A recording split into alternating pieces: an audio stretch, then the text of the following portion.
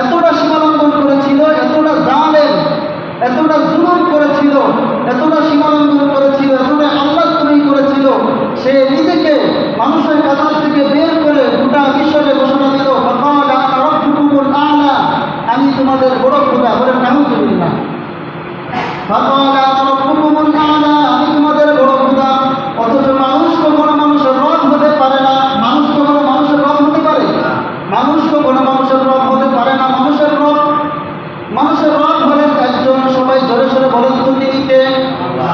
আল্লাহ রাব্বুল আলামিন হলেন মানুষের রব। অথচ ফিরাউন সে গোটা মিশরে ঘোষণা দিল, ফাকালা আনা রাব্বুকুমুল আ'লা, আমি তোমাদের বড় খোদা। অথচ আমরা মনে করি, আমরা জানি, আমাদের ইমানের বিশ্বাস হলো মানুষ কখনো মানুষের রব হতে পারে না। মানুষের রব হবে একজন। এই জন্য ফিরাউন সে বলল, আমার উপর ঈমান আনো, আমার উপরে যদি ঈমান না আনো তাহলে তোমাদের কথা বলার স্বাধীনতা, তাহলে তোমাদের চলাফেরার স্বাধীনতা, তাহলে তোমাদের সকল প্রকারের স্বাধীনতা আমি তোমাদের থেকে কেড়ে নিব।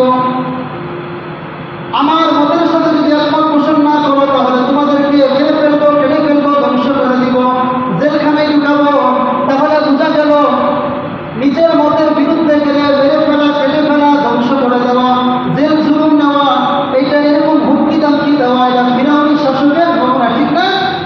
মনে করেন আমার মতের বিরুদ্ধে গেল, আমি ক্ষমতাসীনের জন্য আমার মতের বিরুদ্ধে গেলে আমি যদি তাদেরকে বলি তোমাদেরকে মেরে ফেলবো, কেটে ফেলবো, ধ্বংস করে দিব, জেলখানায় ঢুকাবো, এটা ভালো শাসকের নমুনা নয়, এটা হলো ফিরাউনি শাসকের নমুনা, ঠিক না?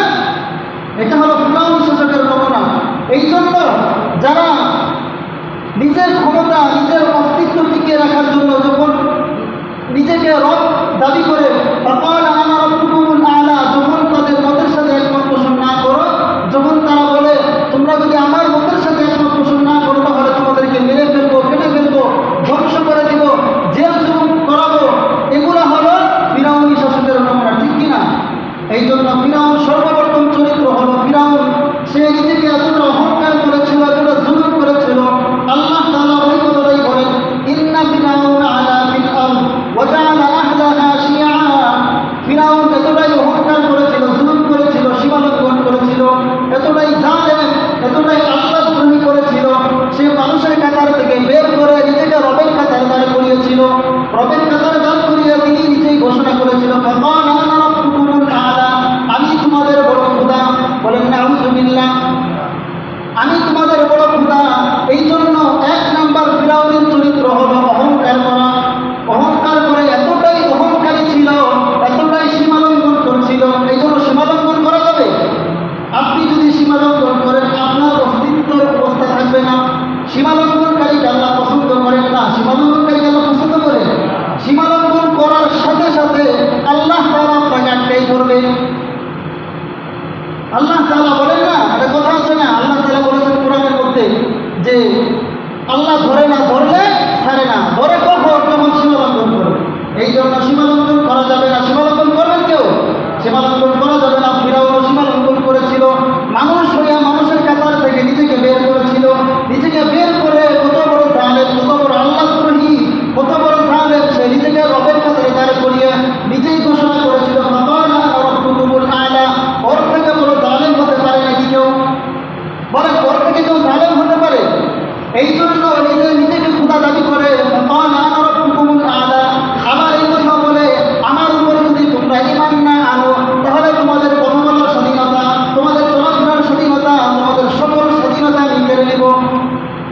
আমাকে রব হিসেবে যদি না মানো, আমার মতে যদি একমত পোষণ না করো তাহলে তোমাদেরকে ধ্বংস করে ফেলবো, মেরে ফেলবো, কেটে ফেলবো, জেল জুলুম করাবো। তাহলে নিজের মতের বিরুদ্ধে গেলে মেরে ফেলা, কেটে ফেলা, এরকম হুমকি দামকি দেওয়া, এটা ফিরাউনি শাসকের নমুনা, ঠিক কিনা? এই জন্য আমাদের সবথেকে বড় কথা হলো কি, যে আমরা কখনো সীমালঙ্ঘন করবো না। আল্লাহ তাআলা ওই আয়াতের পুরাণ অংশ আল্লাহ বলে, ইন্না ফিরাউনা আলা ফিল আরদ ওয়া জাআলা আহলাহা শিয়া। সে তার জনপদের মানুষকে বিভক্ত করে রেখেছিল। সে তার জনপদের মানুষকে ওয়া জাআলা আহলাহা শিয়া, সে তার জনপদের মানুষকে বিভক্ত করেছিল। তার শাসনের একটা নমুনাই ছিল ডিভাইডেড রুলস, মানে বিভক্ত করো, শাসন করো, দলে দলে ভাগ করো আর শাসন করো। কারণ দলে দলে ভাগ না করলে ফিরাউনি চেয়ার মজবুত থাকে না। দলে দলে সবাই যদি ঐক্যবদ্ধ হয় তাহলে ফিরাউন নিশ্চয় থাকবে। এই জন্য ফিরাউন কি করত, কাউকে পকেট দল, কাউকে ছিন্ন দল, কাউকে বিচ্ছিন্ন দল, এরকম ভাগ করে করে তিনি শাসন করত। যদি ফিরাউনের রুল ছিল যে ডিভাইডেড করো, ডিভাইডেড মানে মানুষকে দলাদলি করে ভাগ করে মানুষের মধ্যে একটা নৈরাজ্য সৃষ্টি করে একজন আরেকজনের পিছনে লেগে থাকা, একজন আরেকজনকে কিছু কথা বলা, বিভিন্ন বিভিন্ন প্রকারে হ্যাঁ করে দলে দলে ভাগ করা, কাউকে পকেটে রাখতো, কাউকে ছিন্ন করে রাখতো, কাউকে বিচ্ছিন্ন করে রাখতো। এই জন্যই তো বলে কাউকে পকেট দল, কাউকে ছিন্ন দল, বিচ্ছিন্ন দল করে রাখতো। কারণ ফিরাউন, বর্তমান দুনিয়ার ফিরাউনরা জানে যদি মুসলমানরা ঐক্যবদ্ধ হয়ে যায় তাহলে দুনিয়ার কোনো ফিরাউনের অস্তিত্ব থাকবে, দুনিয়ার কোনো ফিরাউনের অস্তিত্ব থাকবে না।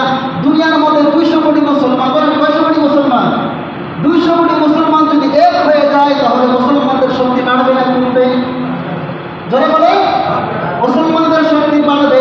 এই জন্য ফিরাউন গোষ্ঠীরা মুসলমানদেরকে এক টেবিলে বসতে দেয় না। মুসলমানরা যদি এক টেবিলে বসে আর মুসলমানরা যদি ঐক্যবদ্ধ হয়ে যায় তাহলে পুরো পৃথিবীটাই মুসলমানদের দখলে চলে যাবে। আমার কথা বুঝেন নাই? যদি ফিরাউনরা ডিভাইডেড, ফিরাউনের চরিত্র, দ্বিতীয় চরিত্র ছিল ওয়াজআলা আহলাহা শিয়া, সে মানুষকে, তার জনগণের মানুষকে মানে বিভক্ত করতো, দলে দলে ভাগ করতো, কাউকে পকেটে রাখতো, কাউকে ছিন্নভাবে রাখতো, কাউকে বিচ্ছিন্নভাবে রাখতো। কেন? নিজের গতি ঠিক রাখার জন্য। তারা জানে যদি জনগণ ঐক্যবদ্ধ হয়ে যায় তাহলে ফিরাউনের চেয়ার মজবুত আর থাকবে না। এই জন্য বিভক্ত করো, শাসন করো, দলে দলে ভাগ করো, শাসন করো, মানুষের উপর জুলুম নির্যাতন যত প্রকার আছে সব করো। এই জন্য পৃথিবীর কোনো ফিরাউনি শাসনরা কখনো মুসলমানদের ঐক্যবদ্ধ হতে দেয় না। মুসলমানরা যদি ঐক্যবদ্ধ হয়ে যায় তাহলে পৃথিবীর ফিরাউন তার টিকে থাকতে পারে না। 200 কোটি মুসলমান যদি একত্র হয়ে যায়, ঐক্যবদ্ধ হয়ে যায়, পুরো পৃথিবীটাই মুসলমানদের দখলে। এই জন্য দেখেন 200 কোটি মুসলমান আর ইহুদি আছে 500 কোটি। ইহুদিরা অনেক কম না, এর পুরো মুসলমান নামায় খাচ্ছে কেন? মুসলমানরা ঐক্যবদ্ধ হতে পারে না। দেখেন পৃথিবীর মধ্যে 57টা 58টা রাষ্ট্র আছে, মুসলিম রাষ্ট্র। 57টা 58টা রাষ্ট্র যদি একত্র হইয়া মনে করেন সেনাবাহিনী বা যে কোনো একটা ফোর্স তৈরি করে বাইতুল মুকদ্দাসে পাঠায় আর ওই বাইতুল মুকদ্দাসকে মুক্ত করার জন্য, তাহলে কি সম্ভব কিনা বলেন? 57টা রাষ্ট্র যদি একত্র হইয়া বাইতুল মুকদ্দাস আমাদের প্রথম ক্যাবলাকে যদি মুক্ত করতে চায় তাহলে সম্ভব না? সম্ভব। কিন্তু 57টা রাষ্ট্র কখন এক হয়? এক হয় না। এই যে পৃথিবীর ফিরাউনরা এক হতে দেয় না। ওরা যত সমস্যা ওরা মুসলমানদের মধ্যে লাগাইয়া ওরা হাসে। ওরা কি করে? ওরা আনন্দ নেয় যে মুসলমান আরেকজনের মুসলমানের মধ্যে লাগাই দিয়েছি কত সুন্দর করে, আমাদের আর কিছু করা লাগবে না, আমরা দূর থেকে তাকাই দেখে খালি হাতে তালি নিব আর মজা নিব। এই জন্য পৃথিবীর কোনো ফিরাউন কখনো ঐক্যবদ্ধ হতে দেয় না। ঐক্যবদ্ধ যদি হয় তাহলে এই বাস্তব নমুনা আমাদের গত 5 আগস্টে একটা ঘটনা ঘটছে না? গত 5 আগস্টে কেন ঘটলো? গণমানুষের জোয়ার, ঠিক কিনা? সবাই ঐক্যবদ্ধ হইয়া যখন মাঠে নেমে আসছে তখন স্বৈরাচার বিদায় হয়েছে কিনা? এই জন্য মুসলমান যদি ঐক্যবদ্ধ হয়ে যায়, ঐক্যবদ্ধ হলে পৃথিবীর কোনো মানুষ নাই এই মুসলমানদেরকে ঠেকানো। এই জন্য মুসলমানরাও শাসন করবে। যখন পুরা মুসলমান এক হয়ে যাবে, ঐক্যবদ্ধ হয়ে যাবে, পুরা পৃথিবীটাই মুসলমানরা দখল করবে। করবে কি করবে না? এই জন্য ফিরাউনের দ্বিতীয় চরিত্র ছিল যে ডিভাইডেড করো, দলে দলে ভাগ করো, জনগণের মানুষকে বিভক্ত করে দলে দলে ভাগ করে শাসন করো। কারণ দলে দলে ভাগ করলেই তো তারা শাসন সুন্দরভাবে চলবে। এই জন্য আল্লাহ বলেন ওয়াজআলা আহলাহা শিয়া। বলেন এটা কার কথা? আল্লাহর কথা। আপনি যদি সমাজের মধ্যে উল্টা পাল্টা সৃষ্টি করতে চান তাহলে ভাগাভাগি করে দেন, 3-4টা দল বানাই দেন, দেখবেন অটোমেটিক ঝগড়া লেগে যাবে, অটোমেটিক খুনাখুনি হবে কি হবে না। আর যদি আপনি পুরা মহল্লা এক হয়ে যান, ঐক্যবদ্ধ হয়ে যান, আমাদের এই মহল্লার দিকে কেউ চোখ রাঙ্গাই তাকাইতে পারবে কেউ? সবাই যদি ঐক্যবদ্ধ হয়ে যায় তাহলে এই মহল্লাটা উন্নত করা সম্ভব কিনা, এই মহল্লার মানুষকে ভালো করা সম্ভব কিনা। এই জন্য সমাজ গঠনের জন্য আমাদের দরকার কি? ঐক্যবদ্ধ হলে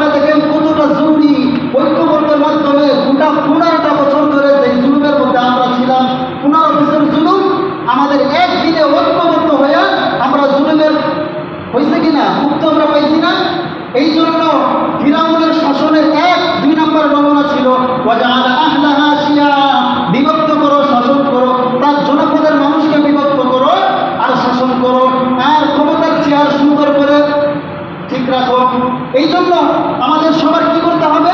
2 নম্বর হলো আমাদের ঐক্যবদ্ধ হতে হবে, ঠিক না? ঐক্যবদ্ধ যদি আমরা হই তাহলে আমরা খুব দ্রুতই আমাদের জীবনে সফলতা আনতে পারবো।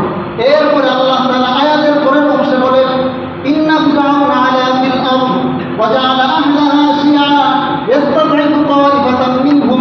ফিরআউন শাসন করত, দলে দলে ভাগ করত, কিন্তু এর মধ্যেও ওয়া জাআলা আহলাহা শিয়া ইস্তাদঈফু তাইফাতান মিনহুম, দলে দলে ভাগ করত। আবার এই দলের মধ্যে আবার একটা দল ছিল, ওই দলকে বেশি দুর্বল করে রাখতো, এই দলকে বেশি দুর্বল করে রাখতো। কারণ সে পরিচয় দিত, 1 নম্বর পরিচয় হলো ফিরআউনি দল, হলো সরকারি দল, বাকিরা হলো বিরোধী দল। আর বিরোধী দলের মধ্যে একটি দল আছে, তারা হলো প্রধান বিরোধী দল, তারা প্রধান বিরোধী দল। আর ওই দলের নাম হলো বনি ইসরাইল। ওই দলের নাম কি? বনি ইসরাইল। বনি ইসরাইল নাম শুনছেন সবাই? ওই দলের নাম হলো বনি ইসরাইল। এখন আমাদের বনি ইসরাইল সম্পর্কে একটু জানা দরকার। বনি ইসরাইল আমাদের একজন নবী আছে, জাতির পিতা হযরত ইব্রাহিম আলাইহিস সালাতু ওয়াস সালাম। বলেন আমাদের জাতির পিতা কে? যারা বলেন তো, আমাদের জাতির পিতা হযরত ইব্রাহিম আলাইহিস সালাতু ওয়াস সালাম। তাকে বলা হয় আবুল আম্বিয়া, মানে নবীগণের পিতা। তাকে কি বলা হয়? আবুল আম্বিয়া। তাকে বলা হয় নবীগণের পিতা, আবুল আম্বিয়া ওয়াল মুরসালিন। নবীগণের পিতা ইব্রাহিম আলাইহিস সালাতু ওয়াস সালামের পরে যত নবী এসেছে সমস্ত নবী হলো ইব্রাহিম আলাইহিস সালাতু ওয়াস সালামের বংশে। ইব্রাহিম আলাইহিস সালাতু ওয়াস সালামের বংশের যত নবী আসছে ইব্রাহিম আলাইহিস সালাতু ওয়াস সালামের পরে। এরপরে ইব্রাহিম আলাইহিস সালাতু ওয়াস সালাম বিয়ে করেছিলেন 2টা। কটা বিয়ে করেছিলেন? 2টা। তার একজন স্ত্রীর নাম ছিল হাজরা। হাজরা কি নাম? আর একজন স্ত্রীর নাম ছিল সারা আলাইহিস সালাতু ওয়াস সালাম। হাজরা আলাইহিস সালাতু ওয়াস সালামের গর্ভে হযরত ইসমাঈল আলাইহিস সালাতু ওয়াস সালাম আসছিলেন। আমরা সবাই জানি না? ইসমাঈল আলাইহিস সালাতু ওয়াস সালাম, হাজরা আলাইহিস সালাতু ওয়াস সালামের গর্ভে ইসমাঈল পুত্রের একজন নবী এসেছিলেন। বলেন তো ওই নবীর নাম কি? বলেন। ইসমাঈল আলাইহিস সালাতু ওয়াস সালামের বংশে একজন নবী আসছিলেন, ওই নবীর নাম হলো জনাব মুহাম্মদুর রাসূলুল্লাহ সাল্লাল্লাহু আলাইহি ওয়াসাল্লাম। একজন নবী আসছেন, আমরা হলাম ইসমাঈল পুত্রের নবী উম্মত। আমাদের নবী ইসমাঈল পুত্রের 2 নম্বর, এটা হলো হাজরা আলাইহিস সালাতু ওয়াস সালামের বংশে। 2 নম্বর সারা আলাইহিস সালাতু ওয়াস সালাম, তার গর্ভে একজন সন্তান আসছিল ইসহাক আলাইহিস সালাতু ওয়াস সালাম। কে নাম? ইসহাক আলাইহিস সালাতু ওয়াস সালাম। এবং ইসহাক আলাইহিস সালাতু ওয়াস সালামের ঘরে আরেকটা সন্তান আসছিল ইয়াকুব। ওই ইয়াকুবকে বলা হয় বনি ইসরাইল। তারা থাকতো ফিলিস্তিনে। তারা কই থাকতো? ফিলিস্তিনে। ফিলিস্তিনে থাকতো তারা, কিন্তু মিশর ছিল না। কথাটা বোঝার চেষ্টা করবেন কিভাবে? মানে একটা বিরোধী দলকে ফিরাউন কেন ডরাইতো? মানে দলে দলে ভাগ করতো। এর মধ্যে আবার বিরোধী দলের মধ্যে আবার প্রধান বিরোধী দল ছিল বনি ইসরাইল। প্রধান বিরোধী দল কে ছিল? বনি ইসরাইল। ওই বনি ইসরাইলে ফিরাউন খুব ডরাইতো। এই জন্য তাদের কথা বলার স্বাধীনতা, চলাফেরার স্বাধীনতা, তাদেরকে রাষ্ট্রীয় গোলামে পরিণত করে রাখতো। তাদেরকে কি করে রাখতো? রাষ্ট্রীয় গোলামে পরিণত করে রাখতো। তো যাই হোক, যে কথা বলছিলাম, ইসহাক আলাইহিস সালাতু ওয়াস সালামের গর্ভে একজন সন্তান আসছিল, তার নাম ইয়াকুব আলাইহিস সালাতু ওয়াস সালাম। আর তিনি ছিলেন ফিলিস্তিনে। কোথায় ছিলেন? ফিলিস্তিনে। হযরত ইয়াকুব আলাইহিস সালাতু ওয়াস সালামের গর্ভে আবার 12 জন সন্তান আসছিল। কয়জন সন্তান? 12 জন সন্তান। আমি শর্টকাট, বনি ইসরাইল কোথেকে আসলো, মানে বনি ইসরাইল মিশরে কেমনে গেল, এটা আমার জানার দরকার আছে না? বনি ইসরাইল তো মিশর তো আলাদা, বনি ইসরাইল আলাদা। এই জন্য মিশরে বনি ইসরাইল কীভাবে রাজত্ব করলো, কীভাবে শাসন করলো, এইটা আমি আপনাদেরকে বোঝানোর চেষ্টা করছি। ইয়াকুব আলাইহিস সালাতু ওয়াস সালামের 12 জন সন্তান ছিল। তার মধ্যে একজন সন্তান ছিল যাকে আল্লাহ তাআলা পৃথিবীর অর্ধেক সৌন্দর্য দিয়েছিল। তার নাম কি বলেন? হযরত ইউসুফ আলাইহিস সালাতু ওয়াস সালাম। আপনারা কেউ জানেন না? জানেননি? তা বলেন না কেন? বলবেন, সমস্যা কি? তার নাম ছিল হযরত ইউসুফ আলাইহিস সালাতু ওয়াস সালাম। তাকে আল্লাহ তাআলা পৃথিবীর অর্ধেক সৌন্দর্য দিয়ে পাঠিয়েছেন। ফিলিস্তিনে থাকতো। তার 11 ভাই তাকে হিংসা করতো। কেন? তার বাবা ইউসুফকে বেশি ভালোবাসতো। এই জন্য তাকে হিংসা করে 11 ভাই তাকে মেরে ফেলার সিদ্ধান্ত নিল। একজন তার বড় ভাই ইয়াহুদা বলল, না, মারা যাবে না, মারার দরকার নাই, আমরা তাকে খেলাধুলার জন্য নিয়ে কোনো কূপের মধ্যে ফেলে দিব। কূপের মধ্যে ফেলে দেয়। ফেলে দেওয়ার পরে একজন কয়েকটা কাফেরা এসে যখন পানি পান করার জন্য কুয়ার মধ্যে বালতি ফেলাইলেন। বালতি ফেলানোর পরে দেখেন যুবক, ছোট্ট বাচ্চা, ওই বাচ্চাটা খুব সুন্দর ছিল, ওই বাচ্চাটাকে মিশরের রাজধানী মিশরে বিক্রি করলো, আর কিনে নিল মিশরের বাচ্চা আজিজে মিশর। ওই বাচ্চার নাম ছিল আজিজে মিশর। আজিজে মিশর যখন কিনে নিল, কিনে তিনি লালন পালন করলেন। সুন্দর বাচ্চা, পৃথিবীর মধ্যে সৌন্দর্য। নবী করিম সাল্লাল্লাহু আলাইহি ওয়াসাল্লাম বলতেন, আনা মালিক ওয়া আখি ইউসুফুস সাগীর, আমি হলাম লাবণ্যময় সুন্দর, আমার ভাই ইউসুফ হলো সাদা ধবধবে সুন্দর। ইউসুফ আলাইহিস সালাম সাদা ধবধবে সুন্দর ছিল, সাদা ধবধবে সুন্দর ছিল। যখন আজিজে মিশর মিশরের বাচ্চাটাকে লালন পালন করলো, এত সুন্দর, মিশরের স্ত্রী, বাচ্চার স্ত্রী তার প্রেমে পড়ে গেল। এই ঘটনা আমরা সবাই জানি। যাই হোক, এই বিষয়ে যদি কোনোদিন আলোচনা করা লাগে ওই সময় বিস্তারিত বলবো। এক পর্যায়ে জেলে গেল, জেলে গিয়ে জেল থেকে তাকে বললো, আমি জেল থেকে বের হবো না যতক্ষণ পর্যন্ত আমি নির্দোষ প্রমাণিত না হই। আমার কথা বুঝছেন? আমি জেল থেকে বের হবো না যতক্ষণ পর্যন্ত আমি নির্দোষ প্রমাণিত না হই। জেল থেকে বের করলো, নির্দোষ প্রমাণিত হইয়া বের হয়ে খাদ্যমন্ত্রীতে যোগ দিল। খাদ্যমন্ত্রী যোগ দিচ্ছে না, যোগ দেওয়ার পরে ওই যে মিশর শাসন করলো, মিশর শাসন করার পরে ওই তার 11 ভাই এবং তার বাবা মা সবাইকে মিশরে নিয়ে আসলো। ওই যে শুরু করলো ইউসুফ আলাইহিস সালাম মিশর শাসন। বুঝছেন? তারা ছিল কোথায়? ফিলিস্তিনে। মিশরে আসলে কিভাবে? ওই যে কুয়া থেকে মিশর, মিশর থেকে জেলে, জেল থেকে রাষ্ট্রপ্রধানের ক্ষমতা পাইছেন তো। তাহলে মিশর শাসন করা শুরু করলো। যখন তারা মিশর শাসন করলো, শাসন করতে করতে তারা ইউসুফ আলাইহিস সালাম দুনিয়া থেকে চলে গেলেন। তারা যখন পাপের মধ্যে নিমজ্জিত হয়ে গেল, তখন তাদের হাত থেকে আল্লাহ তাআলা ক্ষমতা নিয়ে ফিরাউনরা ক্ষমতায় গেল। কারা ক্ষমতায় গেছে? ফিরাউনরা ক্ষমতায় গেল। এই জন্য ফিরাউন, তারা জানে আমরা শাসন করার আগে শাসন করতে হলো বনি ইসরাইল। বনি ইসরাইল পাইছে, শাসন করতে বনি ইসরাইল। এই জন্য তার ক্ষমতা হারানোর ভয়, একমাত্র বনি ইসরাইলেই তার ক্ষমতা হারাইতে পারে। কথা বুঝছেন?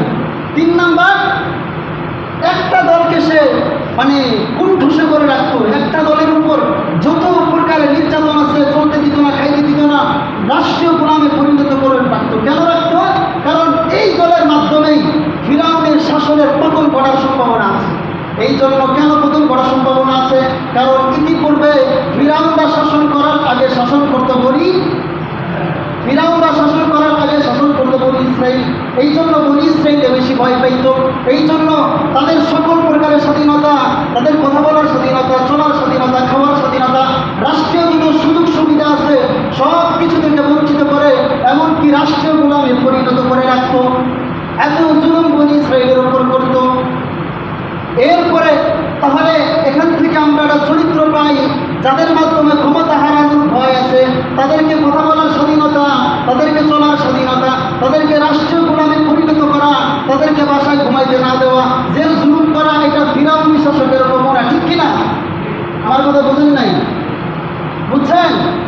তাহলে 3 নম্বর চরিত্র হলো যে যাদের মাধ্যমে ক্ষমতা হারানো ভয় আছে, তাদেরকে চলার স্বাধীনতা না দেওয়া, তাদেরকে খাওয়ার স্বাধীনতা না দেওয়া, তাদেরকে যত প্রকারের স্বাধীনতা আছে এই স্বাধীনতা থেকে বঞ্চিত করা, এটা হলো ফিরাউনি শাসকের নমুনা। আমরা কি ফিরাউনি শাসক মেনে নিতে পারি? মেনে নিতে পারি না। এই কথাই আল্লাহ তাআলা কুরআনুল কারীমে একটা আয়াতের মধ্যে বলেন, ইন্না ফিরাউনা, 1 নম্বর, ওয়াজাআলা আহলাহা, 2 নম্বর, ওয়াজাআলা আহলাহা শিয়া ইস্তাদঈফু তাইফাতাম মিনহুম, দলে দলে ভাগ করতো, আবার ভাগ করে তাদের মধ্যে আবার একটা দলকে আরো বেশি দুর্বল করে রাখতো, যাতে করে তাদের মাধ্যমে তার ক্ষমতার পতন না ঘটে। কথা বুঝেন নাই? ক্ষমতার পতন ঘটার বয়সে একটা দলকে এতটাই দুর্বল করে রাখতো, তাদের সকল প্রকারের স্বাধীনতা, তাদের উপর যত জুলুম আছে সকল জুলুম তাদের উপর করতো। এখন আসেন 4 নম্বর ফিরাউনের চরিত্র। শিয়াই ইস্তাদঈফু তাইফাতাম মিনহুম ইউযাব্বিহু আবনাআহুম ওয়া ইস্তাহয়ী নিসাআহুম। ফিরাউন এত বড় জালেম ছিল, এত বড় জালেম ছিল, এত বড় জালেম ছিল যে বনি ইসরাইলের সত্য জন্ম নেওয়া শিশু বাচ্চাকে জবাই করত। সত্য জন্ম নেওয়া বনি ইসরাইলের সত্য জন্ম নেওয়া শিশু বাচ্চাটাকে ধরে ধরে জবাই করত। এটা ছিল ফিরাউনের চরিত্র। এখন প্রশ্ন আসতে পারে, হুজুর কেন জবাই করত? প্রশ্নের উত্তর হলো, ফিরাউন একবার স্বপ্ন দেখেছিল। ফিরাউন স্বপ্ন দেখেছিল বাইতুল মুকাদ্দাস থেকে একটা বড় অগ্নিশিখা, বড় অগ্নিশিখা এসে তার রাষ্ট্রে একটি সরকারি দল, অর্থাৎ ফিরাউনের বংশের নাম ছিল কিপ্তি বংশ। ফিরাউনের বংশের নাম কি ছিল? কীর্তি বংশ। ফিরাউন স্বপ্ন দেখতেছে এই কীর্তি বংশের বাড়িঘর বাইতুল মুকদ্দাস থেকে অগ্নিকুণ্ড এসে জ্বালিয়ে পুড়িয়ে ছারখার করে দিচ্ছে। আর আশ্চর্যের ব্যাপার, এই মিশরে আরও কত মানুষ বসবাস করে, বনি ইসরাইলের লোকেরাও বসবাস করে, কিন্তু তাদের ঘর বাড়ি জ্বালায় না, পড়ায় না, কোনো কিছুই করে না। কিন্তু একমাত্র কীর্তি বংশ ফিরাউনি বংশের মানুষের ঘর বাড়ি জ্বালিয়ে পুড়িয়ে ছারখার করে দিচ্ছে। এই স্বপ্ন যখন দেখলো, দেখার পরে রাষ্ট্রের যত স্বপ্ন বিশারদ আছে, স্বপ্ন ব্যাখ্যাকারী আছে, সবাইকে ফিরাউনের বাসভবনে ডাকলেন এবং বললেন আমার এই স্বপ্নের ব্যাখ্যা দাও। যখন স্বপ্ন ব্যাখ্যাকারীরা যখন স্বপ্নের কথা শুনলো, ফিরাউনকে বলল, মহামান্য ফিরাউন, কি বলল? মহামান্য ফিরাউন, আপনি যে স্বপ্ন দেখেছেন এই স্বপ্নের ব্যাখ্যা ভয়াবহ, আপনি কি নিতে পারবেন নাকি? এই স্বপ্ন তো ভয়াবহ, আপনি তো সহ্য করতে পারবেন না। ফিরাউন বলল, ঠিক আছে, কোনো সমস্যা নাই, আমি সহ্য না করতে পারলেও আমার শুনতে হবে। এরপরে তারা বলল, অতি শীঘ্রই বনি ইসরাইলের একটা শিশু বাচ্চা জন্ম নিবে, আর সে বড় হয়ে আপনার ফিরাউনি সাম্রাজ্যের পতন ঘটাবে। ব্যাখ্যা বুঝছেন? মানে অতি শীঘ্রই একটা সন্তান জন্ম নিবে বনি ইসরাইলের গর্ভে থেকে, বনি ইসরাইল থেকে ওই সন্তান বড় হয়ে আপনার ফিরাউনের সাম্রাজ্যের পতন ঘটাবে। এই কথা শোনার পরে ফিরাউনের মাথা ঠিক আছে না গেছে? ফিরাউনের মাথা গেছে না, এখন টেনশনে পড়ে গেছে, কি করা যায়। সঙ্গে সঙ্গে ফিরাউন তার সেনাবাহিনীকে ডাক দিল। সেনাবাহিনীকে ডাক দিয়ে বলল, শোনো, আজকের থেকে আমার অর্ডার হলো, বনি ইসরায়েলের প্রতিটা ঘরে তোমরা সার্চ করবা, প্রতিটা মহিলার সার্চ করবা। তারা যখন বাচ্চা প্রসব করে, যখন বাচ্চা প্রসব করার পরে ছেলে বাচ্চা জন্ম দিবে, কি বাচ্চা? ছেলে বাচ্চা জন্ম দিবে, তাদেরকে ধরে ধরে জবাই করবা। আর মেয়ে বাচ্চাদেরকে ছেড়ে দিবা আমাদের দাসীর জন্য। মেয়ে বাচ্চাদেরকে কি হবে? ছেড়ে দিবা আমাদের দাসীর জন্য।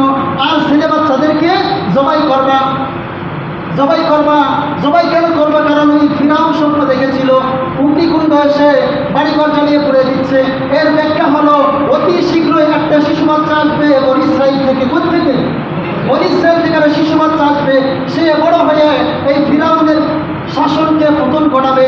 এই জন্য ফিরাউন অর্ডার করলো তার সেনাবাহিনী তার কার্যক্রম শুরু করলো। তাহলে এখান থেকে চতুর্থ প্রকারের চরিত্র কি?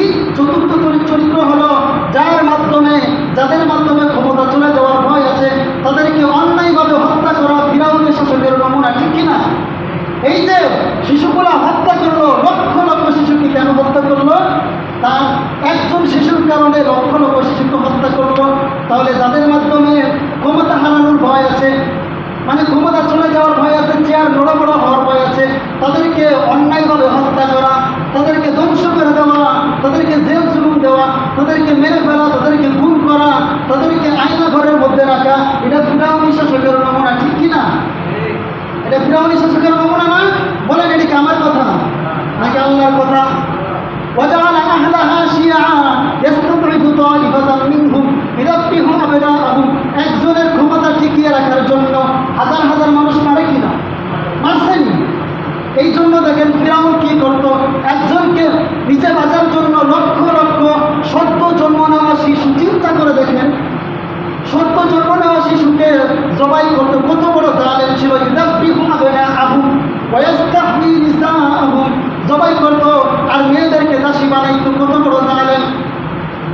কিন্তু আশ্চর্যের ব্যাপার হলো, সেনাবাহিনীরা যখন জবাই করে, যখন ফিরাউন এই আইন করে, ওই মুহূর্তেই মূসা আলাইহিস সালাতু ওয়াস সালাম জন্মগ্রহণ করেন। বলেন সুবহানাল্লাহ। যখন মূসা আলাইহিস সালাতু ওয়াস সালাম জন্মগ্রহণ করেন, তখন তার মায়ের টেনশন বাড়লো না কমলো? বলেন, তখন তার মায়ের টেনশন বাড়ছে না কমছে? তার মা তো টেনশন পড়ে গেছে। এই জন্য আল্লাহ তাআলা তার মার মধ্যে একটা ইলহাম ঢুকাই দিলেন। কি ঢুকাই দিলেন? একটা ইলহাম ঢুকাই দিলেন, একটা আল্লাহ তাআলার পক্ষ থেকে নূর ঢুকাই দিলেন। টেনশন করো না, আল্লাহ তাআলা ওই কথা কোরআনের মধ্যে কোট করেছেন। আল্লাহ বলেন, ওয়ালা তাখাফু ওয়ালা তাহজানু ইন্না রাদুহু ইলাইহি ওয়া জাইলুহু মিনাল মুরসালিন। আল্লাহ তাআলা মূসা আলাইহিস সালাতু ওয়াস সালামের মাকে বলেন, তুমি টেনশন করো না, চিন্তিত হয় না, হতাশ হয় না, আমি তোমার সন্তানকে তোমার কোলেই ফিরিয়ে দিব। কিন্তু তোমার কিছু কৌশল অবলম্বন করতে হবে।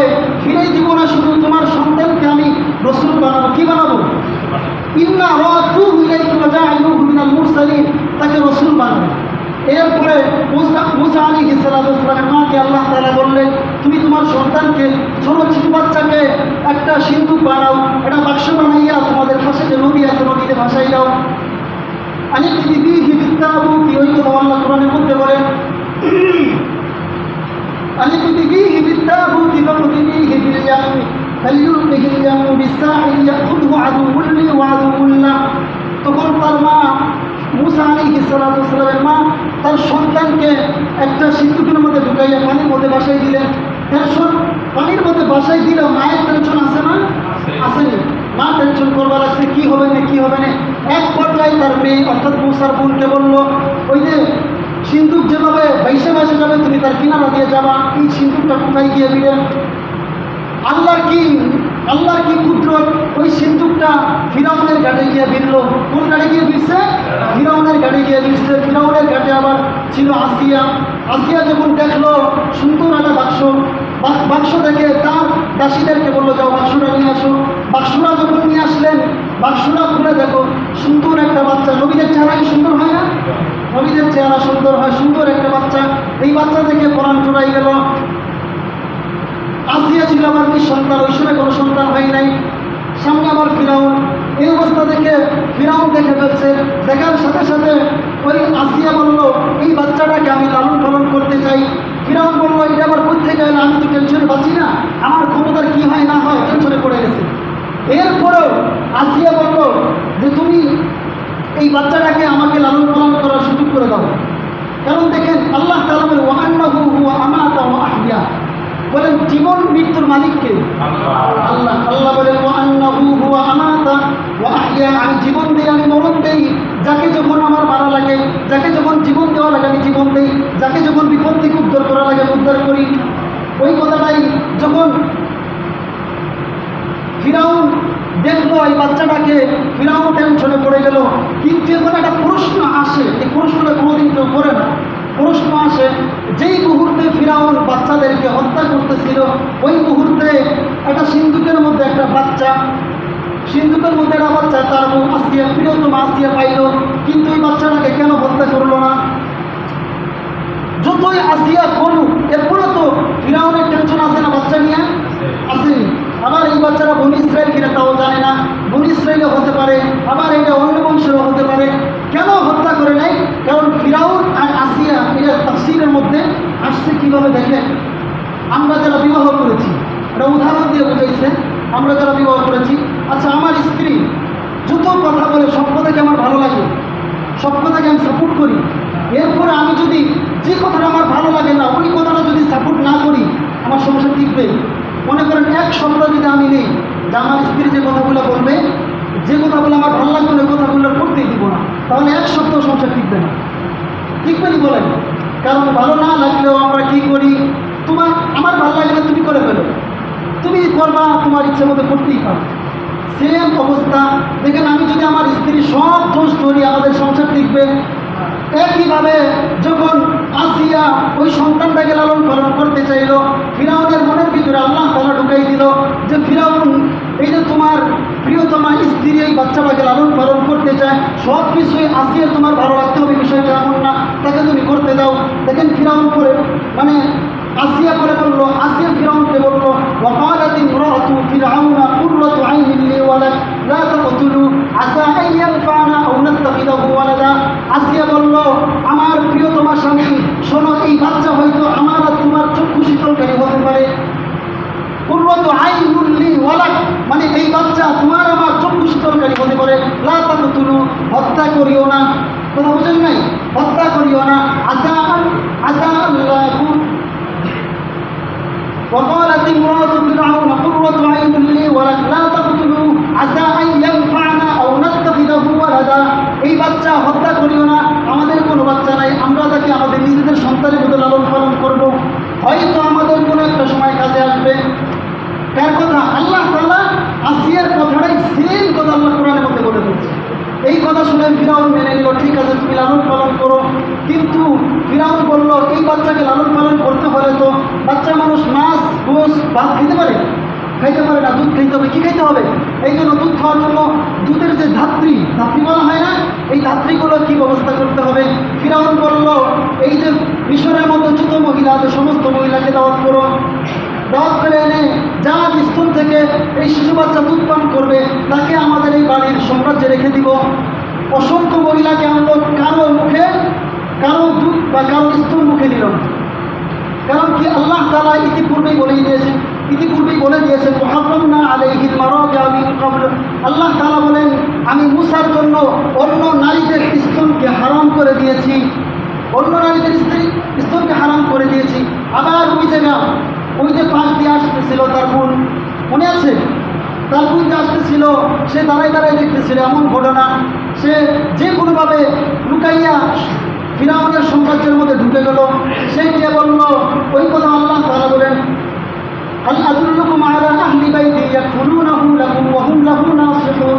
যখন কোনো মানুষের স্তন মুখে দিল না, তখন মূসা আলাইহিস সালামের বোন বলল, আমি কি আপনাদেরকে এমন একটা পরিবারের কথা বলতে পারি, হাল আদুল্লুকুম আলা আহলি বাইতি ইয়াকুলুনাহু লাকুম ওয়া হুম লাহু নাসিহুন। আমি কি আপনাদেরকে এমন একটা পরিবারের কথা বলতে পারি যেই পরিবার এই সদ্য জন্ম নেওয়া শিশু বাচ্চার দায়িত্ব নেবে। তখন আসিয়া বলল, ঠিক আছে, তুমি কার কথা বলছো তাকে ডেকে আনো। তিনি ওই মূসা আলাইহিস সালামের বোন খুশি হয়ে দৌড়াইয়া তার মায়ের কাছে গেল।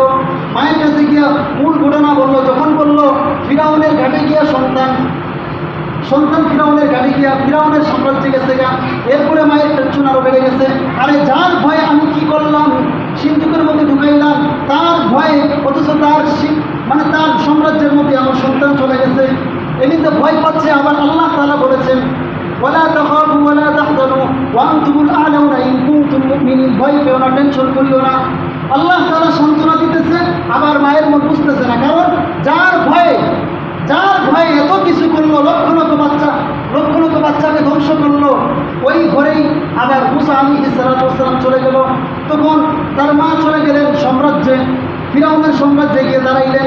দাঁড়ানোর পরে ওই মূসা আলাইহিস সালামকে কোলে নিলেন। কোলে নেওয়ার সাথে সাথে ওই ছোট শিশু বাচ্চা মায়ের স্তন থেকে দুধ খাওয়া শুরু করলো। সুবহানাল্লাহ।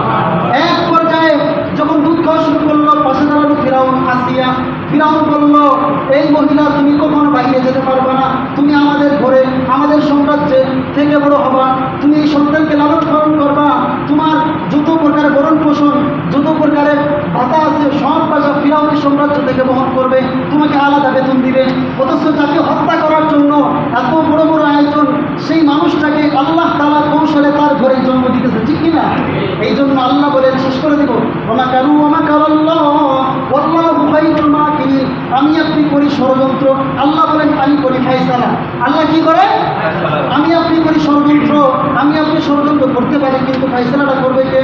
ষড়যন্ত্র করা আমার আপনার হাতের কাজ, কিন্তু ফায়সালা করা কার কাজ? আল্লাহ তাআলা বলেন, লক্ষ লক্ষ সদ্য শিশু বাচ্চাকে তুমি হত্যা করলা, যার জন্য আমি আল্লাহ তোমার ঘরে ওই শিশু বাচ্চাকে রাজকীয় হালাতে তাকে লালন পালন করলাম। সুবহানাল্লাহ।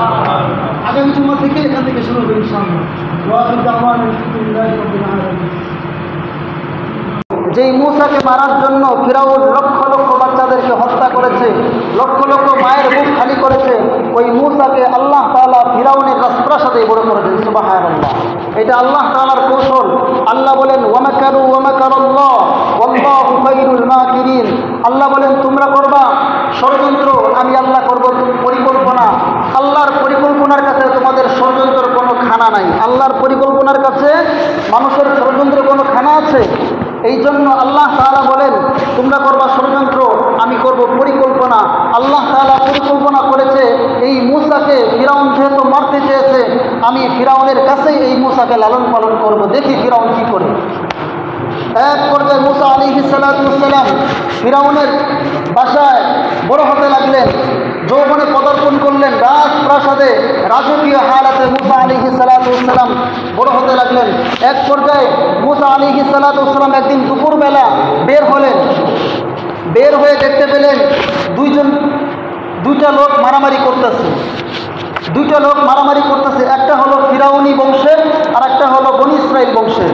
মূসা আলাইহিস সালাম এই দৃশ্য দেখে তিনি ছিলেন হকপন্থী, তিনি কোনো অন্যায়কে প্রশ্রয় দিতেন না, তিনি কোনো অন্যায়কে কখনো কখনো ভয় পেয়ে কথা বলতেন না। এক পর্যায়ে মুসা আলাইহিস সালাতু ওয়াস সালাম যখন দেখলেন বনী ইসরাইলের প্রতি আক্রমণ করতেছে, বনী ইসরাইল উপর জুলুম করতেছে, বনী ইসরাইল মুসা আলাইহিস সালাতু ওয়াস সালামের সাহায্য করছে, বলে মুসা তুমি আমাকে বাঁচাও ওই ফিরাউনের কবল থেকে, ফিরাউনের লোকের কবল থেকে। মুসা আলাইহিস সালাতু ওয়াস সালাম তাকে বোঝানোর চেষ্টা করলো, ভাই ছেড়ে দাও, লোকটা দুর্বল, তার উপর তুমি আঘাত করিও না, এটা উচিত না। যখন এই কথা বলার পরে আপনারা সবাই জানেন সরকারি দল তাদেরকে বুঝাইতে গেলে তারা কি বলে, আরও তাদের একটু পাওয়ার বেড়ে যায়, যে তারা এইটা পাওয়ার খাটানোর চেষ্টা করে যে আমার হাতে ক্ষমতা আছে, তুমি আমাকে বাধা দাও কেন, আমি চাইলেই তো তোমাকে মেরে ফেলতে পারি। তখন মুসা আলাইহিস সালাতু ওয়াস সালাম রাগান্বিত হয়ে মুসা আলাইহিস সালাতু ওয়াস সালামকে আল্লাহ তাআলা এত রাগ দিয়েছিলেন যে মুসা আলাইহিস সালাতু ওয়াস সালাম, বুখারী শরীফের হাদিস, নবী করিম সাল্লাল্লাহু আলাইহি ওয়াসাল্লাম বলেন মুসা আলাইহিস সালাতু ওয়াস সালামের জান কবজ করার জন্য যখন মালাকুল মউত গেলেন, মালাকুল মউত যখন গেলেন, মালাকুল মউতকে জিজ্ঞাসা করলো তুমি কেন আসছো? বললো আমি তোমার জান কবজ করার জন্য আসছি। মুসা আলাইহিস সালাতু ওয়াস সালাম বললো এদিকে আসো। আসার সাথে সাথে আজরাইলকে মুসা আলাইহিস সালাতু ওয়াস সালাম একটা থাপ্পড় দিলেন। আজরাইলকে মুসা আলাইহিস সালাতু ওয়াস সালাম থাপ্পড় দিলেন, বললেন তুমি আমার জান কবজ করতে আসছো, সঙ্গে সঙ্গে একটা থাপ্পড় দিলেন। তখন ওই আজরাইল মালাকুল মউত আল্লাহর কাছে গিয়ে নালিশ করলেন, আল্লাহ তুমি কার কাছে পাঠাইছো? আমি গেছি তার জান কবজ করার জন্য, উল্টা সে আমাকে মেরে তোমার কাছে পাঠাই দিয়েছেন। এই ছিল মুসা আলাইহিস সালাতু ওয়াস সালামের রাগ। তখন আল্লাহ তাআলা বললেন তুমি মুসার কাছে গিয়ে বলবা আল্লাহ তাআলার পক্ষ থেকে আমি এসেছি তোমার জান কবজ করার জন্য, তুমি এটা বলো নাই, তুমি বলছো আমি জান কবজ করার জন্য আসছি। এই জন্য মুসা আলাইহিস সালাতু ওয়াস সালাম রাগান্বিত হয়ে তোমাকে প্রহার করেছে। তখন মুসা আলাইহিস সালাতু ওয়াস সালামের কাছে আবার আসলেন আজরাইল, এসে বলল মুসা আল্লাহর পক্ষ থেকে আমি এসেছি তোমার জান কবজ করার জন্য, আর হ্যাঁ তুমি যদি আরও কিছুদিন বাঁচতে চাও তাহলে অমুক একটা গরু আছে, অমুক একটা পশু আছে, পশুর উপর তুমি হাত রাখো, তোমার হাতের নিচে যতগুলো পশম থাকবে ততগুলা বছর আল্লাহ তাআলা তোমার হায়াত বাড়াই দিবেন। বলেন সুবহানাল্লাহ। এইরকম মুসা আলাইহিস সালাতু ওয়াস সালাম আজরাইলকে বলল, অর্থাৎ মালাকুল মউতকে বলল, আচ্ছা এই যে আমার হাতের নিচে যত পশমগুলো আসবে, এতগুলো পশম যত বছর শেষ হবে, বছর শেষ হওয়ার পরে আমার কি হবে? তখন আজরাইল বলল তখন তোমার মৃত্যুর স্বাদ গ্রহণ করতে হবে। তখন বলল তাহলে এত দেরি করে কি লাভ? আল্লাহ তাআলা আমাকে ডাক দিয়েছেন, আমি আল্লাহর কাছে আমি যাব, আমাকে আল্লাহর কাছে নিয়ে যাবো। বলেন সুবহানাল্লাহ। কারণ সর্বশেষ আপনি যতদিন বেঁচে থাকেন না কেন মৃত্যুর হাত থেকে রেহাই আছে, মৃত্যুর হাত থেকে কোনো প্রকারের রেহাই নাই। এই কথাটা আমি বারবার বলি যে এই মৃত্যুকে নাস্তিক মুরতাদ যারা আল্লাহকে গালি দেয়, নবীকে গালি দেয়, যারা বলে এই দুনিয়াটা প্রাকৃতিকভাবে চলতেছে, তারাও এই মৃত্যুটাকে স্বীকার করে কি করে না? তারাও এই মৃত্যুকে অস্বীকার করার ক্ষমতা তাদেরও নাই। কুল্লু নাফসিন যায়িকাতুল মাউত, আমরা সবাই জানি যে আল্লাহ তাআলা বলেছেন সকল প্রাণীর মৃত্যুর স্বাদ গ্রহণ করতে হবে, মৃত্যুর স্বাদ গ্রহণ করা থেকে কেউ রেহাই পাবে না, পাবে। এই জন্য মুসা আলাইহিস সালাতু ওয়াস সালাম ওই বনী ইসরাইলের উপর আক্রমণ করা অবস্থায় মুসা আলাইহিস সালাতু ওয়াস সালাম ওই বাচ্চা বনী ইসরাইলকে বাঁচানোর জন্য ফিরাউনি বংশের কিপ্তি বংশের লোকটার উপরে একটা আঘাত করেছে। এক আঘাত করার সাথে সাথে ওই ফিরাউনি বংশ কিপ্তি বংশের লোকটা একটা ঘুষি মারছে। আল্লাহ ওই কথাটা আল্লাহ বলেন ফাওয়াকাযাহু মুসা, মুসা একটা ঘুষি দিলেন, ফাকাযা আলাইহি, সঙ্গে সঙ্গে ডেড হয়ে গেল।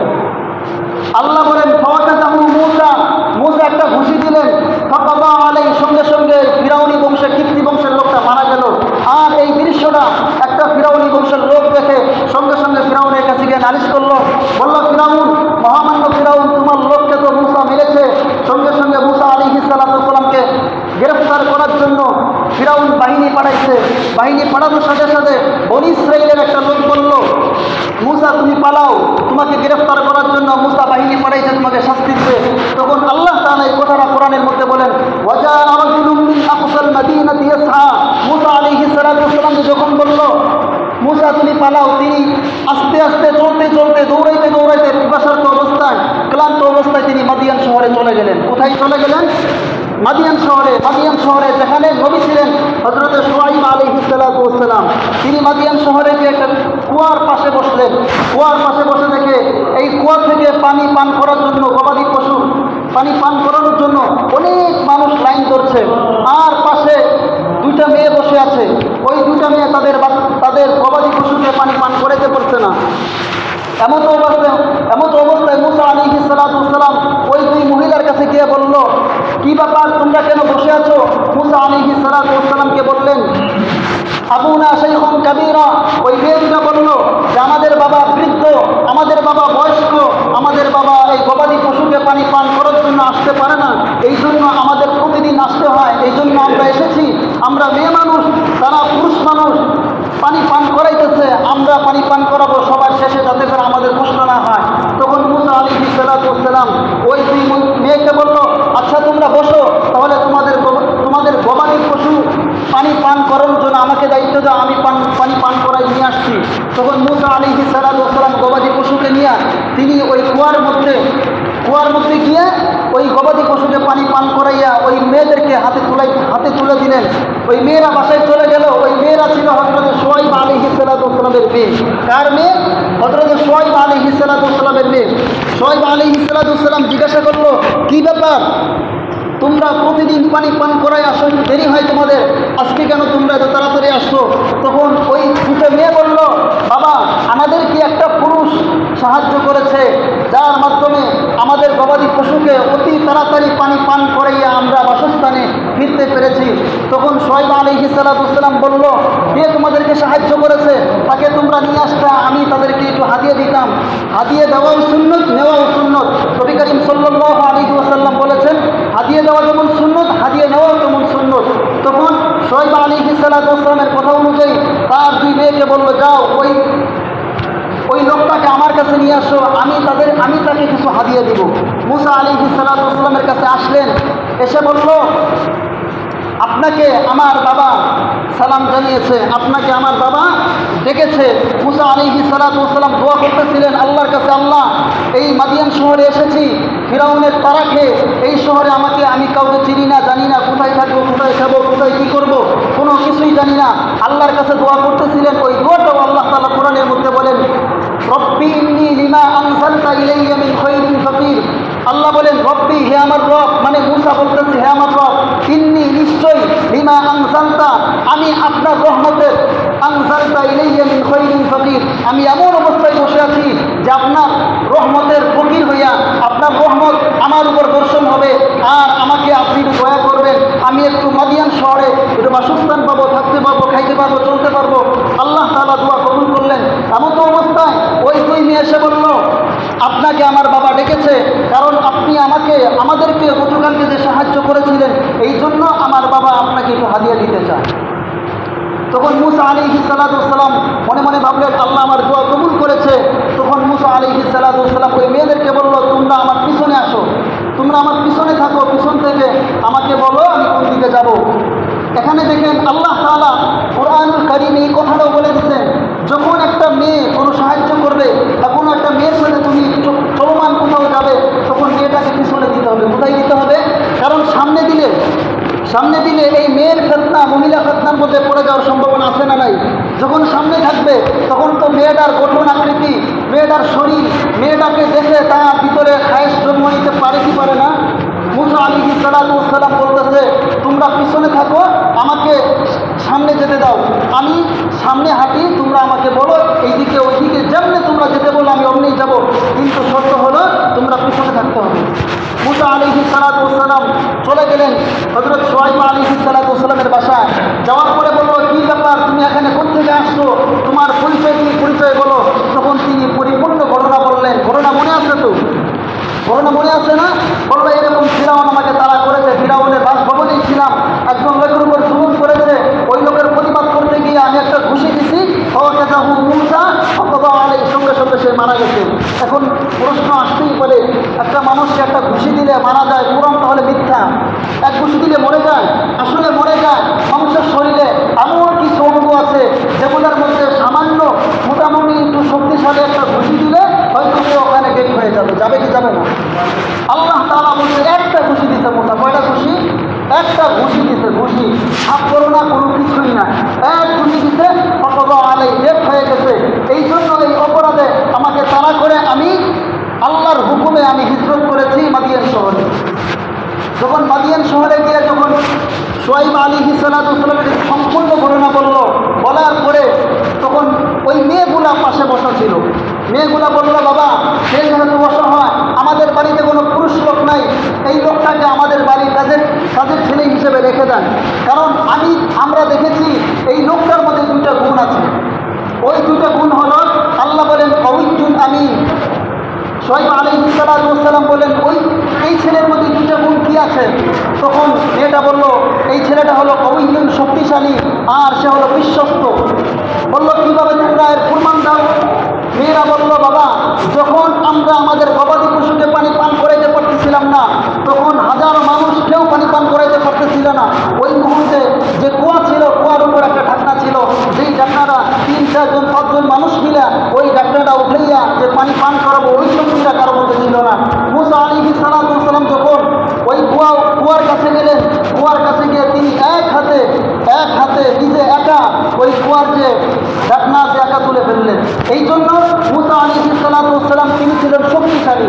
আর তুমি যে বলছো বিশ্বস্ত, তাহলে বিশ্বস্ত কি? তখন মেয়েরা বলল, বাবা এই যে বিশ্বস্ত বলেছি, যখন আমরা গিয়ে বললাম আপনাকে আমার বাবা ডেকেছে, তখন মুসা আলাইহিস সালাম আমাদের চোখের উপর চোখ রেখে কথা বলেন নাই। আমরা মেয়ে মানুষ, তিনি নিচের দিকে তাকাইয়া আমাদের সাথে কথা বলেছে। এই হলো বিশ্বস্ত। শুধু তাই না, যখন আমাদের বাড়িতে তাকে নিয়ে আসছি, সে আমাদেরকে বলতেছে তোমরা সামনে না গিয়ে তোমরা পিছনে থাকো। এখানে শিক্ষা কি? শিক্ষা হলো, আমরা মেয়ে মানুষ, আমাদের উপর কুদৃষ্টি তো দূরের কথা, আমাদের দিকে সামান্য খারাপ নজর তো দূরের কথা, আমাদেরকে পিছনে রেখে সে আমাদের সামনে করে আসছে। এই দিক থেকে আমরা তাকে বিশ্বস্ত পেয়েছি। এই জন্য আল্লাহ বলেন মুসা আলাইহিস সালাম ছিলেন কওয়িয়্যুন এবং বিশ্বস্ত, কওয়িয়্যুন আমিন। আল্লাহ বলেন সে বিশ্বস্ত এবং শক্তিশালী ছিল। এই কথা যখন শুনলেন হযরত শুআয়ব আলাইহিস সালাম, তখন সঙ্গে সঙ্গে বলল, তাহলে আমি তো এতদিন এমন একটা ছেলেই খুঁজছিলাম, এমন একটা ছেলে যে আমি আমার মেয়েকে বিবাহ দিতে পারবো। তখন মুসা আলাইহিস সালামকে শর্ত দিলেন, আচ্ছা তোমাকে আমি আশ্রয় দিতে পারি, তোমাকে আমার এই দুইটা মেয়ের থেকে একটা মেয়েকে বিবাহ করতে হবে, তোমার যেটা পছন্দ হয়। মুসা আলাইহিস সালাম দেখেন চাইল কি আর হইল কি। মুসা আলাইহিস সালাম বললো, আমার কাছে কোনো টাকা নাই, পয়সা নাই, দেনমোহর দিয়ে দিব। তখন বললো, আমার একটা শর্ত যদি মানো তাহলে দেনমোহর ওইটা হিসেবে কবুল করা হবে। মুসা আলাইহিস সালামকে বলা হলো যে তুমি আমার মেয়েকে বিবাহ করে আমার চুক্তি অনুযায়ী 8 বছর আমার বাড়িতে তোমার বসবাস করতে হবে। কয় বছর? আর এরপরে তুমি যদি 2 বছর থাকো, তোমার এটা বোনাস হবে। বোনাস হিসেবে আমি যা দিব কোনো সমস্যা নেই। 8 বছর চুক্তি হিসেবে আমার বাসায় থাকতে হবে। মুসা আলাইহিস সালাম বললেন, ঠিক আছে। এরপরে মুসা আলাইহিস সালাম শুআয়ব আলাইহিস সালামের মেয়েকে বিবাহ করলেন, ওখানে 8 বছর বসবাস করলেন। কয় বছর? 8 বছর পরে আরও 2 বছর থাকলেন। 2 বছর থাকার পরে মুসা আলাইহিস সালামের স্ত্রী, সন্তান আল্লাহ তাআলা দান করলেন। 2টা সন্তান ছিল। এমন তো অবস্থায় যখন মুসা আলাইহিস সালাম তার শ্বশুরকে বলল, শ্বশুর আব্বা, আমি আমার মাতৃভূমি, আমি আমার দেশে যেতে চাই, আমার দেশ মিশরে আমি যেতে চাই, আমি এখানে আর কতদিন থাকবো? তখন তার শ্বশুর শুআয়ব আলাইহিস সালাম তাকে 1 পাল পশু দান করলেন। সুবহানাল্লাহ। বললো, তুমি 1 পাল পশু নিয়া এবং তার 2 সন্তান আছে, স্ত্রী সন্তান এবং পশুর পাল নিয়া নিজ দেশে মিশরের দিকে রওনা হলেন। কোথায় রওনা হলেন? মিশরের দিকে রওনা হলেন। যখন সিনা উপত্যকা তুর পাহাড়ের নিকট পৌঁছাইলেন, পৌঁছানোর সাথে সাথে ওই যে আল্লাহ তাআলা তার মাকে বলেছিল, ওয়ালা তাখাফি ওয়ালা তাহজানি ইন্না রাদুহু ইলাইকি ওয়া জাইলুহু মিনাল মুরসালিন।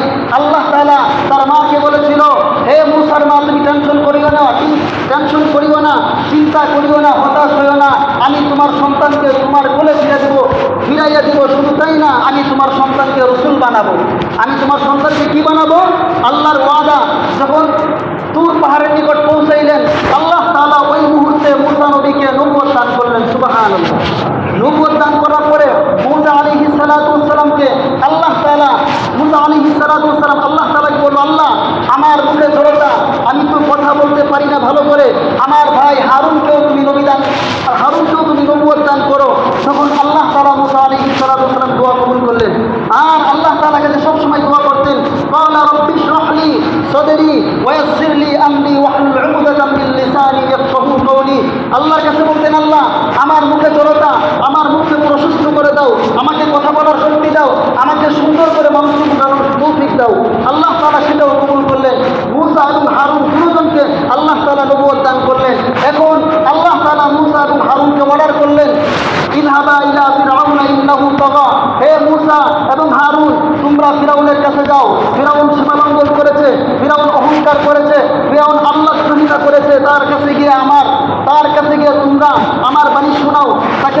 হিদায়াতের পথ দেখাও। তখন মুসা ফিরাউনের কাছে গেলেন, গিয়ে বলল, ফিরাউন তুমি আল্লাহর দিকে ফিরে আসো। তখন ফিরাউনের মাথা গেল নষ্ট হইয়া। এরপরে বলল, তোমরা কারা, হঠাৎ করে কোথা থেকে আবির্ভাব হয়েছো, আমি তো তোমাদের রব। অথচ মানুষ কখনো মানুষের রব হতে পারে না। মানুষের রব কে বলেন তো? মানুষের রব হলেন আল্লাহ। এই জন্য ফিরাউনকে যখন বলল আল্লাহর উপর ঈমান আনো, তখন ফিরাউন আবার বনী ইসরাইলের উপর চরম পর্যায়ে নির্যাতন শুরু করলো। কেমন নির্যাতন? এমন অবস্থা যে বড় কড়াইয়ের মধ্যে তেল, বড় ঘরের উপর তেল গরম করে ওই তেলের মধ্যে ঢুকানো ভয় দেখাইয়া যে তোমরা যদি আমার উপর ঈমান না আনো তাহলে তেলের মধ্যে তোমাকে ঢুকাবো। তেলের মধ্যে ঢুকাইলেই মনে করেন একেবারে কঙ্কাল হয়ে যাবে।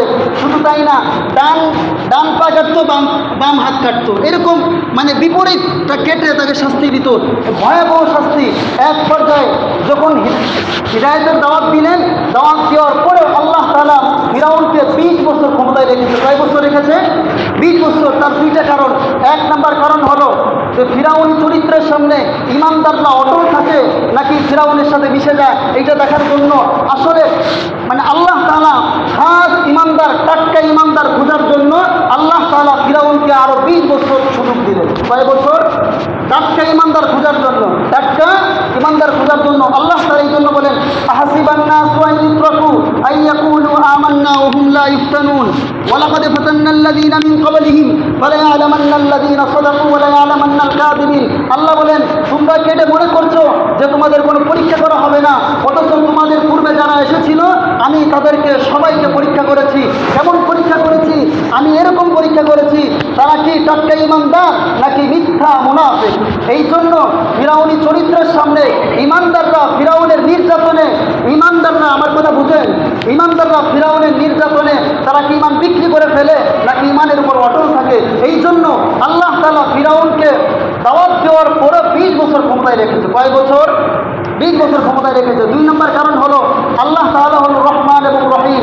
আল্লাহর দয়া, আল্লাহর মায়া অসম্ভব, যার কোনো তুলনা হতে পারে না।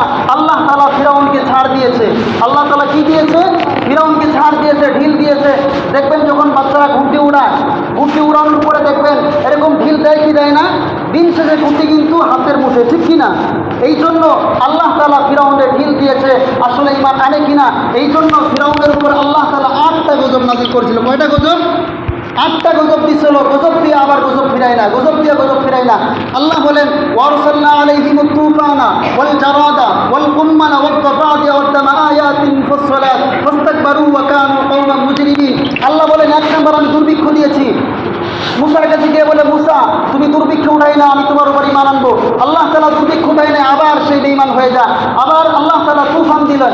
তুফান দেওয়ার পরে প্লাবন দিলেন। এত কষ্ট, এত নির্যাতন দিলেন ফিরাউনি গোষ্ঠীর উপরে। বনী ইসরাইলের উপর একটা গজবও আসে নাই, একটা গজবও বনী ইসরাইলের উপর আসে না। সব কিপ্তি বংশ ফিরাউনি বংশের উপর আসে। তখন ফিরাউন আবার মুসার কাছে গিয়ে বলে, মুসা তুমি যে তুফান উঠাই নাও, তোমার আল্লাহকে বললো তুফান যেন উঠাই না। আবার যখন তুফান উঠাই না, আবার সে যা চাই। আল্লাহ তাআলা এর উপরে দিলেন রক্ত, পানি খাইতে গেলে রক্ত, যা খাইতে যা পুরো শরীরে সব জায়গায় রক্ত আর রক্ত। আবার যখন রক্ত উঠাই দিলেন, আবার আল্লাহ দিলেন সংক্ষেপে বলার জন্য যেন সময় নেই, আবার আল্লাহ দিলেন ব্যাঙের গজব। মনে করে যেখানে বসে সেখানে ব্যাঙে ভরে যায়, খাইতে বসে ব্যাঙে ভরে যায়, খালার মধ্যে ব্যাঙে ভরে যায়, আবার ব্যাঙ উঠে নিলেন। এরকম করতে করতে করতে করতে আল্লাহ তাআলা আর সহ্য করতে পারলেন না। সর্বশেষ 8 নম্বর গজব আল্লাহ তাআলা দিলেন নীল নদীর গজব। আল্লাহ তাআলা যখন মুসা আলাইহিস সালাতু ওয়াস সালাম, আল্লাহ তাআলা বললেন, আল্লাহর হুকুমে মুসা এবং তার বাহিনী বনী ইসরাইলকে নিয়ে আল্লাহ তাআলার হুকুমে তিনি হিজরত করলেন। যখন হিজরত করতে গেলেন, যাইতে যাইতে যাইতে যাইতে মুসা আলাইহিস সালাতু ওয়াস সালাম দেখেন সামনে কি, এখন পিছনে তাকাই দেখে ওরকম মনে ঘোড়ার মধ্যে যদি কোনো মানুষ আসে এরকম আওয়াজ হয় না, কোনো সৈন্যবাহিনী আসলে আওয়াজ হয়নি। তখন মুসা আলাইহিস সালাতু ওয়াস সালামের বাহিনী পিছনের দিক তাকাই দেখে ফিরআউনের বাহিনী আসছে। তখন মুসাকে বলল, মুসা আজকে আমাদের রক্ষা নেই, আজকে আমাদের মরতেই হবে, আজকে আমাদের জীবনের শেষ দিন। মুসা আলাইহিস সালাতু ওয়াস সালাম, যারা আরবি প্রবাদ বাক্য বুঝেন তারা বুঝবেন আল্লাহ তাআলা মানে মুসা আলাইহিস সালাতু ওয়াস সালাম কতটা আল্লাহর কাছে বিশ্বস্ত ছিলেন, আল্লাহকে কতটা বিশ্বাস করতেন। মুসা আলাইহিস সালাতু ওয়াস সালাম তার কওমকে বলল, আমাকে আল্লাহ কখনোই ধ্বংস করবে না। মুসা বললেন, কাল্লা, কখনোই না, আল্লাহ তাআলা আমাদেরকে ধ্বংস করবেন। আল্লাহ বলেন, কাল্লা ইন্না মা'ই রাব্বি সায়াহদিন। মুসা বলল, নিশ্চয়ই আল্লাহ আমাদের সাথে আছে, আল্লাহ আমাদেরকে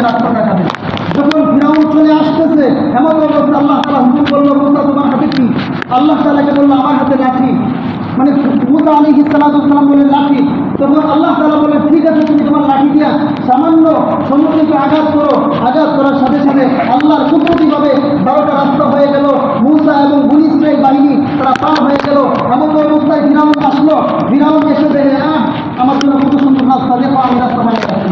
এরকম দেখবেন ক্ষমতাসীনরা ভালো কিছু যদি অর্জন হয় সব ক্রেডিট তারা না, আর যদি মানুষ মানে বলে ক্রেডিট আর জানাতে পারছে, ঠিক না? মনে করেন খারাপটা তারা অন্যদিকে ঢুকাই না, আর যেগুলো ভালো ক্রেডিট সেগুলো নিজের মধ্যে ঢুকাই না। এই জন্য বললো দেখো আমি তোমাদের জন্য রাস্তা বানিয়ে রাখছি। তখন ফিরাউন তার দৃষ্টিকে বললো আগে বাড়ো। আগে বাড়ার সাথে সাথে মাঝখানে গেছে আর রাস্তা শেষ। আল্লাহর কুদরতিভাবে তখন ফিরাউন আল্লাহর গজবে নীল নদী পানির মধ্যে ঢুকাই দিচ্ছে। এরপরে ফিরাউন কি বলে, আল্লাহ এখন মানাচ্ছি। আল্লাহ বলে আল্লাহ, কোরআনের ভাষা, কিসের ভাষা? আল্লাহ এখন কখন আসাইতা পাবলু অকুন্তা মিনাল মুফসিদিন, এই যে তুই ফাসাদ সৃষ্টি করলি, এই যে সারা পৃথিবীর মধ্যে এমন অবস্থা করলি, এখন তুই ইমান আনছিস মরার সময়, এত বড় সাহস। আল্লাহ তাআলা তার ইমান কবুল করলেন না। এরপরে আল্লাহ তাআলা তাকে ধ্বংস করলেন। আল্লাহ তাআলা বললেন পরের আয়াতে, আল্লাহ তাআলা বললেন আমি তোকে এমনভাবে সারা পৃথিবী মানুষের জন্য, পরের আয়াত আল্লাহ তাআলা বলতেছে তোকে সারা পৃথিবীবাসীর জন্য নিদর্শন হিসেবে আমি তোকে সুটকি বানাই আমি সারা মধ্যে রাখবো। আমি তোকে সুটকি বানায় রাখবো। কি বানায় রাখবো? আচ্ছা সুটকি বানানো আছে কিনা? এখনো সুটকি অবস্থায় আছে না? এই জন্য আল্লাহ তাআলা বলেন কুলিল্লাহুম্মা মালিকাল মুলকি তুতিল মুলকা মান তাশা ওয়া তানজিউল মুলকা মিম্মান তাশা ওয়া তুইজ্জু মান তাশা ওয়া তুযিল্লু মান তাশা বিয়াদিকাল খায়র ইন্নাকা আলা কুল্লি শাইইন কাদির। এই আয়াতটা কেন আনছি? দেখেন আল্লাহ তাআলা বলেন আমি ক্ষমতা দেই, আমি আবার ক্ষমতা থেকে নামাই। দেখেন যারা কিছু পাবলিক এই আয়াতের তর্জমা করে, আসলে তারা কত বড় গন্ড মূর্খ। এই আয়াতের তর্জমা করে বলে দেখেন আল্লাহ তাআলা ক্ষমতায় বসেছে, এটা আল্লাহই করেছে। কুলিল্লাহুম্মা মালিকাল মুলকি তুতিল মুলকা মান তাশা। আল্লাহ তাআলা বলছেন আমি ক্ষমতা দিই, আমি আবার ক্ষমতা থেকে নামাই। অথচ পরের আয়াত আল্লাহ বলেন ওয়া তানজিউল মুলকা মিম্মান তাশা ওয়া তুইজ্জু মান তাশা ওয়া তুযিল্লু মান তাশা বিয়াদিকাল খায়র। পরের আয়াত আল্লাহ বলতেছেন আমি যাকে ইচ্ছা তাকে সম্মান দিই, যাকে ইচ্ছা তাকে বেইজ্জতি করি। এই কথা একটা কেউ বলে না, বলে ক্ষমতা আল্লাহ দিচ্ছে, আল্লাহ বানিয়ে নেবেন, এই যে আমাকে বসেই থেকে। অথচ ক্ষমতার সাথে কেন আল্লাহ ইজ্জত আর বেইজ্জত কেন আনলেন? ক্ষমতার উপরে বসাইয়াও কি আল্লাহ বেইজ্জতি করাই নাই? আচ্ছা করাই নাই। ক্ষমতার উপরে বসাইয়া জুতার বাড়ি খাওয়াই নাই? জুতার বাড়ি খাওয়াইছে, ঘুষ খাইছে না? এই জন্য আমরা বলি আসলে ক্ষমতায় আল্লাহ বসায়, পরেরটা তো বলো না যে আল্লাহ ক্ষমতা বসায় জুতার বাড়ি খাওয়ায়, এটা কি বলো? এটা কেন বলো না? আল্লাহ এটাও বলছে। আল্লাহ বলেন কুলিল্লাহুম্মা মালিকাল মুলকি তুতিল মুলকা মান তাশা ওয়া তুইজ্জু মান তাশা ওয়া তুযিল্লু মান তাশা বিয়াদিকাল খায়র ইন্নাকা আলা কুল্লি শাইইন কাদির। এই ফিরাউন সারা জীবন যত অপকর্ম করেছে, অপকর্ম করে আবার মুসা আলাইহিস সালামের কাছে গিয়ে পা দিচ্ছে। শুধু তাই না, একাধিক দিনকে দিন দাঁড়ায় দাঁড়ায় ভিক্ষার মতো তাকাই থাকছে। বনী ইসরাইলের কাছে গিয়ে পানি চাইছে, খাবার চাইছে, এই চাইছে, আশ্রয় চাইছে। কিন্তু যখনই আল্লাহ তাআলা দুজক থেকে তাকে বাঁচাইছে, আবার সঙ্গে সঙ্গে আবার এরকম করছে, বেইমানি করছে। যেমন দেখবেন যখন আমরা সমুদ্রের মধ্যে যাই, সমুদ্রের মধ্যে গেলে যখন সমুদ্রের উচ্ছ্বাস আল্লাহ রাখি, হিন্দু নাই, মুসলিম নাই, খ্রিস্টান নাই, সবাই আল্লাহ রাখি। যখন নিরাপদে পৌঁছে যাই তখন আমরা আবার হিন্দু, আমরা আবার বৌদ্ধ, আমরা আবার খ্রিস্টান, আমরা আবার সুর পাক্কার দিকে সব, ঠিক কিনা? যখন আল্লাহ বিপদ দেয় তখন আল্লাহ করি, আবার যখন বিপদ থেকে আল্লাহ উদ্ধার করে সঙ্গে সঙ্গে আল্লাহর উপর পোল্টি নেই কি নেই না? এই জন্য ক্ষমতা দেওয়ার মালিক যেমন আল্লাহ, ক্ষমতা থেকে নামানোর মালিক আল্লাহ, ঠিক তেমনিভাবে ক্ষমতার উপরে বসাইয়া জুতার বাড়ি খাওয়ানোর মালিক আল্লাহ, ঠিক কিনা? আল্লাহ তাআলা আমাদের সবাইকে আমল করার তৌফিক দান করুন। ওয়া আখিরু দাওয়ানা